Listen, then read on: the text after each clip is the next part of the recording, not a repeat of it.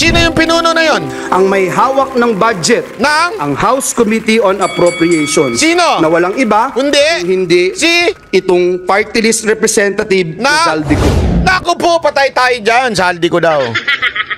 Marami pa raw mga ibang mga basihan ang isasama nila dyan. Nandyan yung sa procurement daw ng ghost textbooks, no? Ang alam ko, napakaingat ni VP Sara pagdating dyan sa procurement sa DepEd. Dahil nga, nung siya'y pumasok, meron ng iskandalo na tungkol sa laptop na nabilangan pa nga nung chair ng Committee on Appropriations sa si Zaldico, pero wala naman nangyari. Mr. Zaldico, hindi ako nagsabi na ikaw ay involved sa laptop. Ang nagsabi si Roque. Pero lang na ingay, wala naman nangyari. Ewan ko kung meron talagang makakasuhan dyan. Wala daw nangyari doon sa laptop issue na yan, puro ingay lang. Mamaya, babalikan natin yan. Sa huli, sinabi ni Roque na karapatan naman ni VP Sara bilang opisyal ng pamahalaan na punahin ang mga pagkakamalit pagkukulang ni Marcos Jr. bilang bukas naman dapat sa kritisismo ang sinumang halal ng taong bayan. Tama! Para sa Diyos at Pilipinas, kumahal Angel Pastor. Ayun ang totoo doon eh. Wala na ba tayong kalayaan ngayon? Dahil nga sa mga pahayag ng pagpuna ni VP Sara Duterte sa administrasyon ni Marcos Jr., agad namang kinontra at binanatan ng mga kongresista ang vice-presidente, kung saan umuugong ang umano'y proseso ng impeachment ng Kongreso kay VP Sara. Si Angel Pastor sa report. Bukal sa pagpuna sa mga kapalpakan ng Administrasyong Marcos Jr., si Vice President Sara Duterte, at isa na rito ang flood control project na matatanda ang ipinagmayabang pa ni Marcos Jr. sa ikatlo niyang State of the Nation Address. Pero ang pagpunang ito ni VP Sara, ginantihan ng mga kaalyadong kongresista ni Marcos Jr. Pinutakti nila ang Vice Presidente ng kabi-kabilang kritisismo, dahilan para lumitaw ang balitang nagsimula na ang proseso ng pagpapatalsik kay Duterte.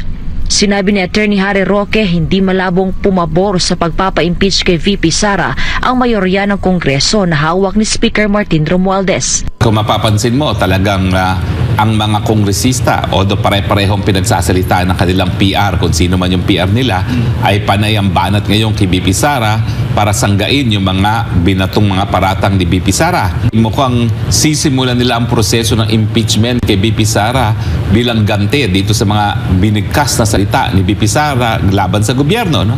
Double-edged sword yan. Okay? Kasi alam natin na bagamat may numero kayo dyan sa Kongreso at lahat kayo hawak na ating speaker, na madali yung i-impeach yan. Pero gate ni Roque, kahit pa nga pumabor ang karamihan sa kongresista na patalsikin si VP Sara, ay sigurado namang mahihirapang ilusot ang impeachment sa Senado. Unang-una, alam nyo naman, mahirapan yan sa Senado. Dahil lalong-lalo na kung ang gagamitin yung basehan ay yung confidential funds na nakabinbin pa sa Korte Suprema. So paano naman aakto ang Senado sa isang legal issue na nandoon na nakabinbin na sa Korte Suprema? Hindi ba dapat antayin muna yung resulta noon dahil yun naman ang katungkulan ng hudikatura? No? Itaguyod ang supremacy ng ating saligang batas na sinasabi ng mga petitioners dun sa Korte Suprema na linabag daw ang saligang batas nung binigyan ni Marcos Jr. ang ating Inday Sara ng 221 million na parang 125 doon ay confidential fund na nagastos ng mga satellite offices. Kung titignan mo naman saan napunta yung mga nagastos na yan, yan ay lahat napunta sa tulong sa taong bayan. No? Yan naman talaga ang paggamit ng confidential fund. Dagdag pa ni Roque, bukod sa confidential funds na kanilang ipinupukol kay VP Sara, ay posibleng dagdagan din nila ang mga basihan para sa planong impeachment laban sa Vice Presidente. Marami pa raw mga ibang mga basihan ang isasama nila dyan. Nandyan yung sa procurement daw ng ghost textbook. Sabi to, grabe, bakit kaya takot na takot sila kay BP? Halatang may mga tinatago. Ay, alam nyo naman. Sabi ko nga pag siguro nanalo si BP Sara Duterte, presidente, pustahan tayo, magbabaligtaran yung mga ungas dyan sa sa kamera. Magpipiesta yung mga yan. Hindi, sa totoo lang naman, nung panahon nga ni Duterte, di ba? Pinagtawanan nga ni Duterte. Sa SONA, wala naman sumuporta sa akin dito. Tapos nagbaligtaran kayo lahat Ganyan yan, sigurado yan. Books, no? Ang alam ko, napakaingat ni VP Sara pagdating dyan sa procurement sa DepEd. Dahil nga, nung siya'y pumasok, meron ng iskandalo na tungkol sa laptop na nabilangan pa nga nung chair ng Committee on Appropriations sa si Zaldico, pero wala naman nangyari. Dali, ano daw yun? Ano daw yun? Ano daw yun?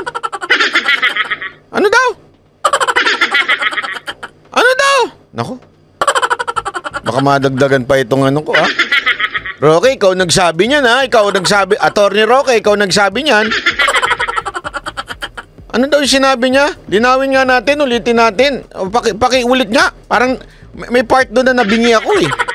May part doon na nabingi ako. Ano kaya yung sinabi niya? Ng Committee on Appropriations sa si Zaldico, pero wala naman nangyari, no? Ano daw? Chair ng Committee on Appropriations sa si Zaldico, pero wala naman nangyari, no?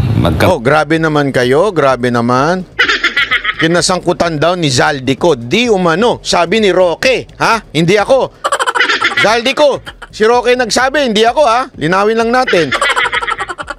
Na meron daw kang kinasangkutan. Naku po, patay tayo dyan, no?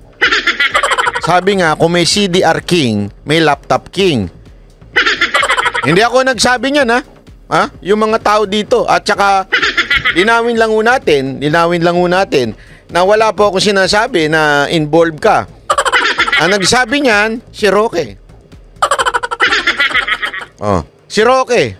Sabi nito, pangalawang kaso mo yan kay Zaldico. Patay tayo dyan. Hindi na ako kakasuhan yan. Bayaran nga ako, di ba? Sabi nila. Bayaran ako eh. Naalala ninyo? Bayaran ako, putang ina. Bayaran ako ng administrasyon na ito. Kaya nga ako puro kaso. Putang inang binayaran niya, kinasuhan pa. Di ba dapat pag binayaran, inaalagaan? Bakit ako kinasuhan? Kasi ganyan ang utak ng mga tanga. Alam mo na? Ganyan ang utak ng mga tanga. Di ba? Si Banat Boy, binayaran yan. Binayaran yan. Binayaran ni Liza Marcos yan, tsaka ni Marcos. Pero puro demanda ako. Anak ka ng wewe, sabi ni Black Mamba, effective ka kasi, boss. Hindi, ako nga, may tanong ako sa kanila. May demanda ba sila? Ako daw ang bayaran, sabi ng ibang vlogger. Pero ako yung may kaso mula sa administrasyon na to. Ang tanong, may kaso ba sila? May kaso? May kaso kayo? Baka kayo naman ang pinoprotektahan, kaya kayo walang kaso. Baka naman wala kayong kwenta, kaya hindi kayo kinakasuhan. Kasi hindi tumatama yung banat ninyo, kaya kayo hindi kayo kinakasuhan. Mamili kayo dun sa dalawa na yun. Hindi, sige, mamili kayo. Bayaran sila? O baka naman walang kwenta kasi yung banat nila, kaya sila hindi kinakasuhan. Or 3, ano yun? All of the above. Baka istapa daw. Grabe naman, baka scammer of the above sila, ganun. Tuloy natin to. Zaldico again, Mr. Zaldico, hindi ako nagsabi na ikaw ay involved sa laptop. Ang nagsabi si Roque. Pero lang na ingay, wala naman nangyari. Ewan ko kung meron talagang makakasuhan dyan. Wala daw nangyari doon sa laptop issue na yan, puro ingay lang. Mamaya, babalikan natin yan. Sa huli, sinabi ni Roque na karapatan naman ni VP Sara bilang opisyal ng pamahalaan na punahin ang mga pagkakamalit pagkukulang ni Marcos Jr. bilang bukas naman dapat sa kritisismo ang sinumang halal ng taong bayan. Tama! Para sa Diyos at Pilipinas, kumahal Angel Pas. Ayun ang doon eh. Wala na ba tayong kalayaan ngayon? Sabi nga ni Jimmy Bondok, alam nyo ba't wala tayong kalayaan? Ano sagot? Kung kayo nakikinig mula sa simula ng ating programang Banat by Live, ano ang sagot? Nagpabudol kayo di ba? Yan ang talagang totoo.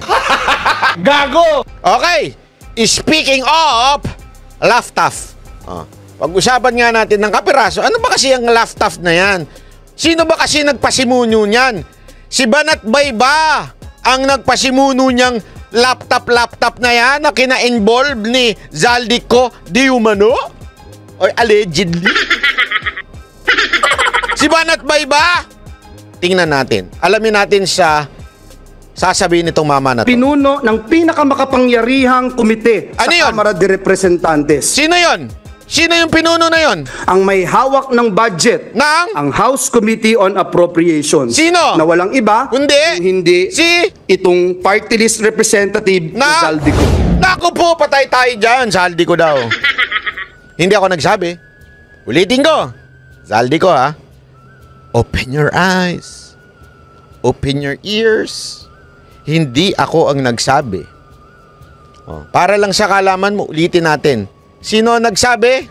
Yang mama na yan, hindi ako. Sino ba yan? Pinuno ng pinakamakapangyarihang komite, Oh. Kamara de Representantes. Sino? Ang may hawak ng budget, Sino? ang House Committee on Appropriations. Sino? Na walang iba kung hindi Si? itong party list representative na Na? Zaldico. Nako po. Ang korporasyon po ba niyang SunWest Corporation Ano? ay kasama dito sa kontrobersyal na Farmally.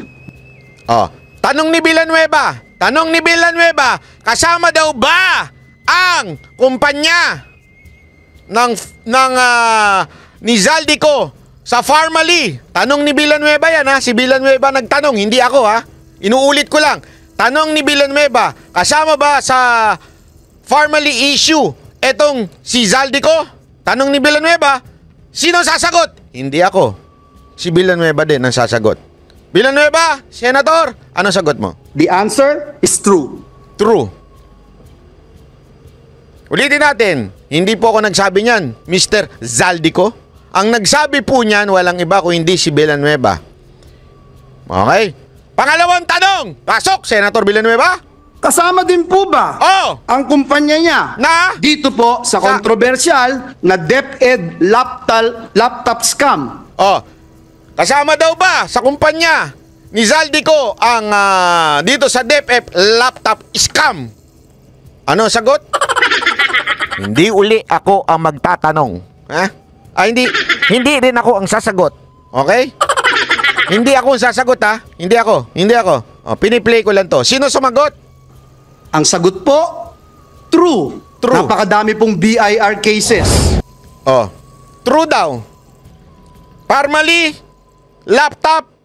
Sabi ni Senator Villanueva, kasama ka daw. Sabi niya, hindi ako. Ulitin ko, sabi po ni Senator Villanueva, hindi po ako. Ulitin ko, ha. Si Senator Villanueva. Kung maglalabas po kayo ng baho, Oh. Mr. President, dapat naman siguro maligo ka muna. Yon. Kung maglalabas ka ng baho, dapat daw maligo ka muna. Mr. Zaldico. Naku po, patay tayo dyan. Yan ang sinasabi ko. Kakasuhan ka na naman. Naku, grabe, no? Ulitin natin, ha. Hindi po tayo ang nagsabi. Si Roque, si Senator Villanueva. Wala ako ibibigay na opinion. Wala akong ibibigay na opinion. Linawin ko lang. Kasi baka mamaya sabihin nila, wala kang karapatang magbigay ng opinion. Sana bawal na pala magbigay ng opinion ngayon. Hindi, ha, isipin mo, bawal na pala magbigay ng opinion sa panahon natin ngayon. Pambihira, ano? Ano opinion mo, Banat Bay? Wala. Wala akong opinion. Ayoko. Pag magsalita ako ng opinion ko, sabihin na naman sa akin. Ikaw yung kakasuhan. Wala akong ibibigay na opinion. Hindi ko talaga sasabihin kung totoo o hindi. Hindi ko sasabihin yan. Oh, baka mamaya, kasuhan nyo na naman ako, tapos sasabihin nyo. Tapos sasabihin naman ng iba, bayaran ka, Banat Bay, bayaran ka. Kinasuhan ka, tapos bayaran ka, tangin ng kaso yan. Buisit, no? Di ba? Oh, ibang klase pala si Committee Appropriation Chairman, sabi nito ni Carlos Junior Perfecto. All people have the rights. What rights? Kumpletuhin mo naman. Ulitin mo, baka mabingi. Hindi na natin kailangan ulitin. Alam nyo na yan. Basta laptop issue at saka Farmally issue, sabi ni Senator Villanueva, kasama daw. Oh, ewan natin. Basta tayo, wala tayong bibigay na opinion. Hindi ko sasabihin na posible. Hindi ko sasabihin yun. Baka mamaya sabihin na naman nila, oh, sinabi mo, dineclare mo. Wala! Hindi ko sasabihin yun. Alam mo naman ako, ayoko na. Ulit-ulitin na naman. Diba? O, pambihirang buhay. O, anyway, ayan na nga yung issue na yan. Tapos, magmamalinis daw. Nako. Malupit ang nangyayari sa bayan natin. Talaga nga namang, ewan ko. Anyway, ito pa mga issue na dapat nating pag-usapan para ho tayo magpatuloy dito sa... Kasi, alam mo, matindi itong nangyari. Itong nakaraang weekend, may nangyari. Gusto nyo malaman? Anong laman ng laptop? Di ko rin alam. Malay nyo. Yang Zaldi pala nagkaso sa Ubay? Oo, yan po. Na di umano, allegedly. Ulitin ko, di umano, allegedly. Narinig ko na inutos daw sa kanya ito. Di umano Di ako sigurado na inutos sa kanya ni Tamba ito. Hindi natin sure. Pero, pag binasa mo yung subpina, ang lahat ng topic ko, it's about Zaldico and Romualdez. Laging yun. Yun yung mga sinabi niyang libelous daw ako. Every time na nakasama doon ang pangalang Romualdez. Yun. Tapos, ang dating, ako pa daw ang bayaran. Anong tawag mo doon? Hindi.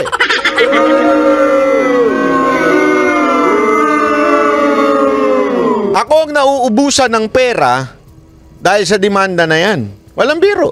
Alam ko naman walang laban eh. Alam ko naman kasi sabi nga, alam mo marami na tayong abogadong nakausap. Marami, matatalino't magagaling. Pag binasa nila, natatawa dun sila dun sa subpina, dun sa mga demanda sa akin, natatawa sila. Sabi, ano ba namang klase yan? Pambihira naman yan. It's really, sabi nga nila, medyo harassment lang daw yan sa akin. Kaya lang, gayon pa man, magastos for my part. Siyempre, hindi naman ako katulad nila na meron sila talagang abogadong employee. Kasi ganoon naman ng Kamara di ba? I mean, bawat congressman, meron talaga silang regular na empleyado na naandun, na abogado. Part ng consultant nila, normal yun. Ibig sabihin, whether may gawin o wala, may idemanda o wala, may sila. Sa akin, wala. Hindi ko nang pwedeng sabihin na naman kay Roque, pro bono na lang to, Attorney Roque, Hindi pwede, nakakahiya naman, di ba? Alam naman, tumingi ako ng tulong sa PAO. Mas malabo naman yun, di ba? So, talagang sabi ko nga, ako pa ngayon yung bayaran. No? Ngayon, tanungin ko kayo, mga kababayan, kung kayo may utak. Kung kayo may utak. Okay? Kung kayo lang naman ay may utak. Ganito ba ang klase ng bayaran? Ididemanda? 2 beses pa magkaiba? Hindi. Kayo sumagot. Ano to? Pakitang tao para gumastos ako? Hindi. Didemanda ka namin para kunwari hindi ka bayaran. Pero kailangan ko maglabas ng pera. Abay, tarantado pala kayo. Binayaran nyo ako, tas ako maglalabas ng pera? No. Ang tanong, kayo bang nagsasabing DDS kayo? May demanda kayo?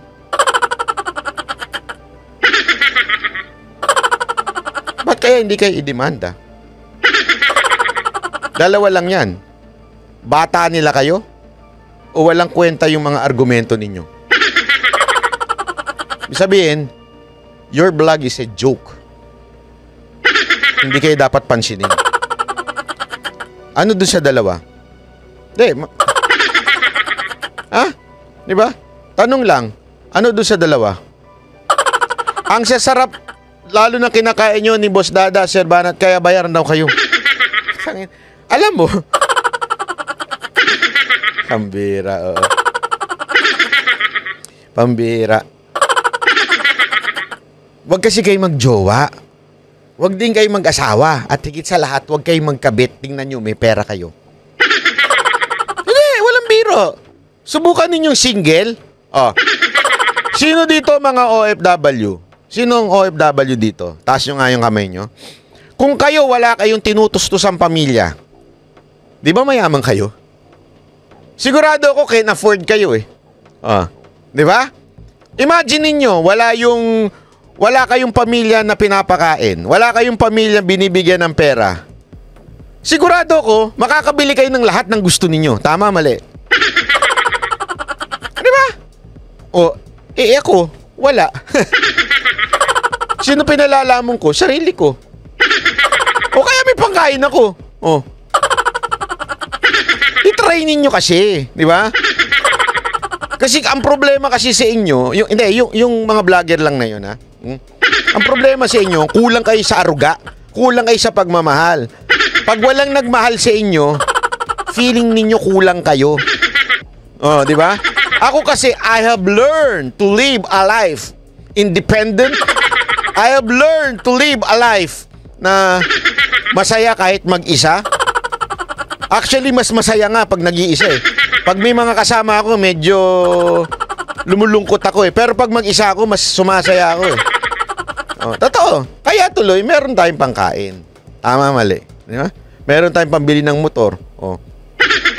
At saka, pangalawa, huwag kasi kayo maging tamad. Putang ina, tamad-tamad nyo eh. Liwaya in Toronto, maraming salamat. Pangkape, palakpakan.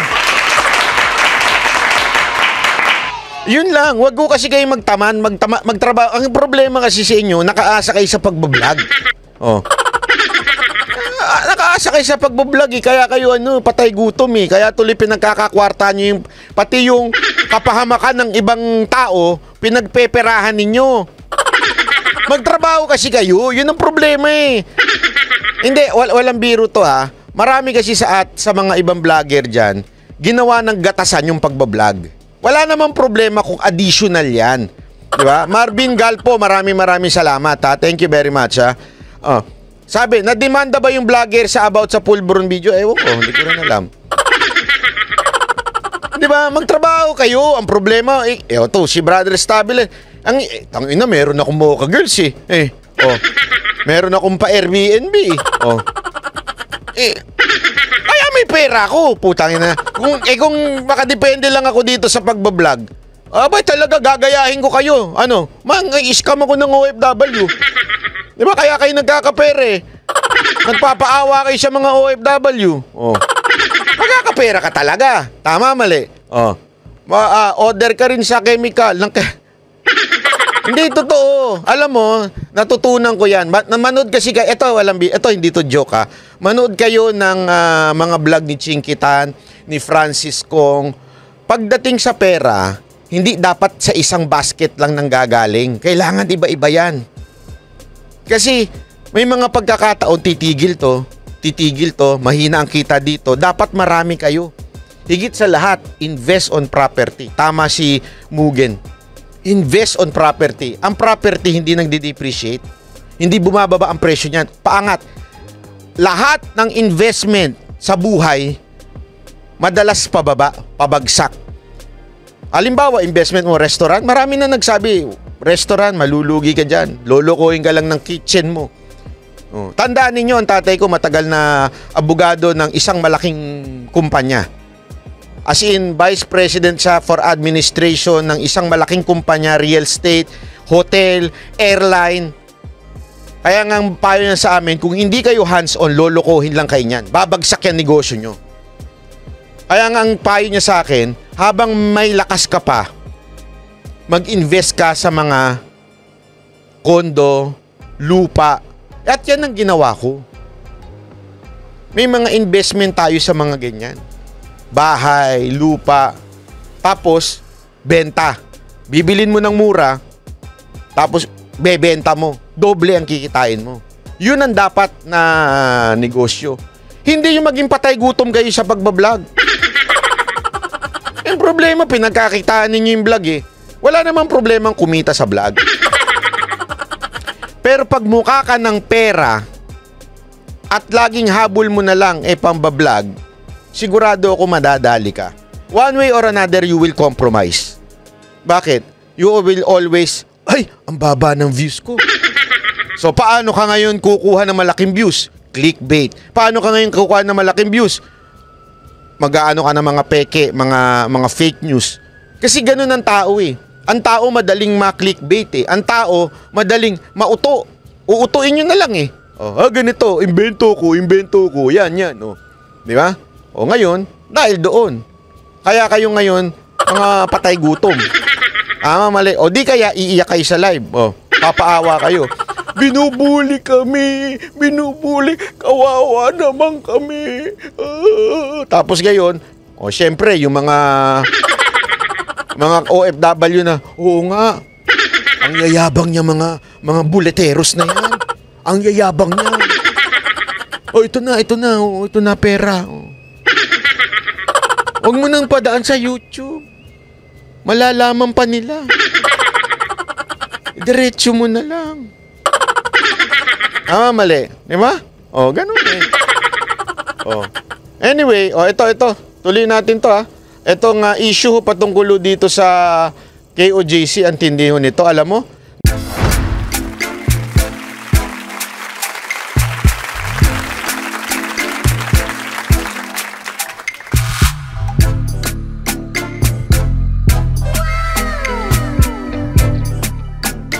The next performance will start momentarily.